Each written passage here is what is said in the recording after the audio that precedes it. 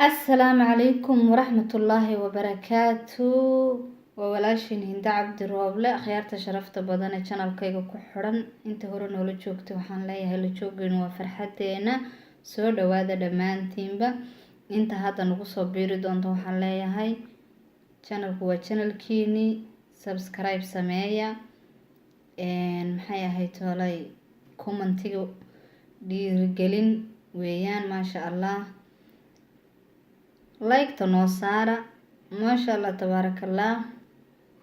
maanta waxaan doonayaa inaan ka hadlo oo aan maaragtay idin la wadaago waxa weeyaan wiil walaal ah oo wariye Soomaaliyeed ah oo maxaa la yiraahdaa dadka waliba dadka wax tara ah oo maaragtay dadka wax tara dadka way ka wanaagsan yihiin way ka sharaf badan yihiin runtii Ilaahay baa quraankiisa ku amaanay dadka anfaca ayaa dadka ugu wanaagsan. Ilaahayna wuu jecel yahay dadka anfaca maaragtay anfacadoodu ay dadka gaadho muslimiinta ah. maasha Allah wiilkaas waa wiil wariye ah oo wada taqaaniin waxa weeyaan Cabdi Maalig Sheekh Muuse Coldoon wuxuu ku xiran yahay xarig ayuu ku jiraa maxay ahayd maxay toolay walaalkeen aad iyo aad baan xarigiisa uga xunnahay waana xarig maaragtay aan wanaagsanayn wuxuu mudan yahay qofka maaragtay muwaadinka ee Soomaaliyeed inuu maaragtay dalkiisa nabad ku joogo oo uu maaragtay dalkiisa una warwar iyo dhibaato toona ku qabin oo uu nabad ku seexdo laakiin inuu warwaro oo wadankiisa maaragtay uu ka boqo oo maaragtay waara loo soo jaro oo la xiro wax aad iyo aad looga wanaagsan yahay. waa aniga fikirkayga in badan oo waxa laga yaabaa iga fikir duwan inay ku jirto. maanta waxaan halkan soo fadhiistay inaan maaragtay walaalkay aan maaragtay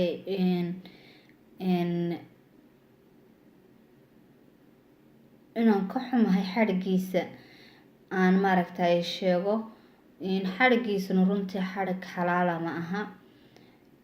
waa nin muslimiinta u gargaari jiray dadka danyarta u gargaari jiray dadka xanuunsan u gargaari jiray dadka dhibaataysan caafimaad la'aantu hayso maaragtay caafimaad la raadin jiray ummadda Soomaaliyeed maaragtay wuxuu uga soo qaadi jiray kolba qofkii liita dadka tusi jiray jiray qofkaas baa maanta liitay waxa la taro runtii qofkaas oo kale wuxuu mudan yahay garab istaag iyo wanaag badan iyo in maaragtay bulshadu ay maaragtay u mahad celiso qofka aanan maxaa la qof walaal qofka aan qof bini'aadan u mahad celina Ilaahayna uu mahad celiyo. marka anigu waxaan aaminsanahay inaan kaas inuu ahaa inaan maaragtay meel sare ka jooga bulshada maaragtay uu ku dhex nool yahay dhinac walba ay tahayba ay maaragtay u ahaa laakiin maanta xarig ayuu maaragtay una mutaysanin buu galay mar horena waa la xiray xarigiisa waan ka xunnahay waan cambaareynayna waxaan doonaynaa in xorriyadiisa dib loogu soo celiyo walaalkeen Cabdi Maalig Muuse Coldoon. tixyaro aan ka tiriyo Cabdi Maalig xarigiisa runtii ayaan doonayaa maanta inaan idin la qaybsado oon idin maaragtay idin la wadaago oo dareenkayga wixii aan ka yidhi Cabdi Maalig Muuse Coldoon xarigiisa. maxaa loo xiray Coldoon ma cid buu eed ka galay maxaa loo xiray Coldoon hadduu xamar cagaha dhigay dareenkiisana cabiray hadduu xamar cagaha dhigay dareenkiisana cabiray codkiisu wuxuu ahaa Soomaalay iscaawiyo cafiyo xumihii horo cadaawaha iska jiru bulshada kaga caan noqdee maxaa loo xiray Coldoon ma cid buu eed ka galay maxaa loo xiray Coldoon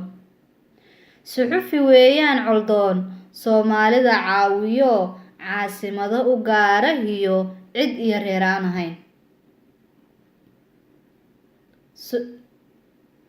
Coldoon waa geesi dhaba runtana aan caad ku qarin ninkii ku culaadiyay ninkii ku ciseynayaba codkiisu mid buu ahaa Soomaalay iscaawiyo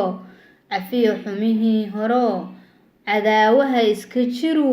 bulshada kaga caan noqdee maxaa loo xidhay coldoon ma cid buu eed ka galay maxaa loo xidhay coldoon miskiinkuu caawiyo agoontuu ciil tiree maxaa loo xidhay coldoon waxaan leenahay coldoon ha la sii daayo coldoon xadhig ma geyo coldoon waa wiil saxafi ah qofka soomaaliyeedna runtii wuxuu doonaba ha aaminsanaado maaragta qadiyaduu doona ha aaminsanaado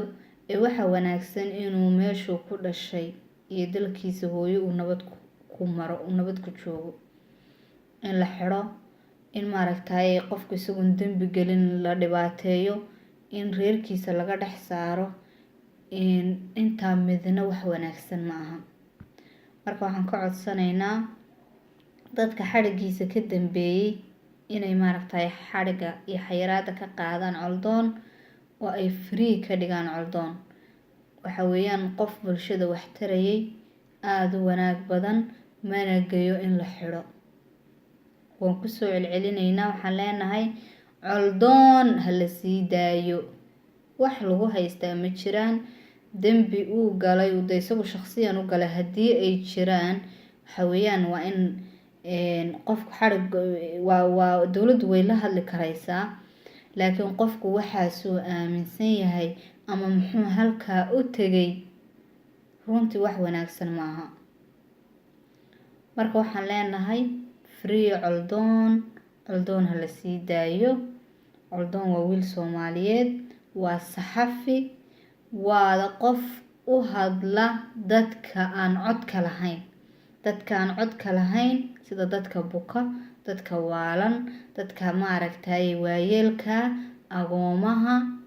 bil ramadaan baa imika inagu soo beeganoo soo socota bulsho ayuu u shaqayn jiray masaakiina wuu xidhan yahay halkaa waxaa ka imanaysa maaragtay inaan dadkaas ay dayacmaan oon cidina wax u qabanaynin marka waxaan leenahay coldoon ha la sii daayo free coldoon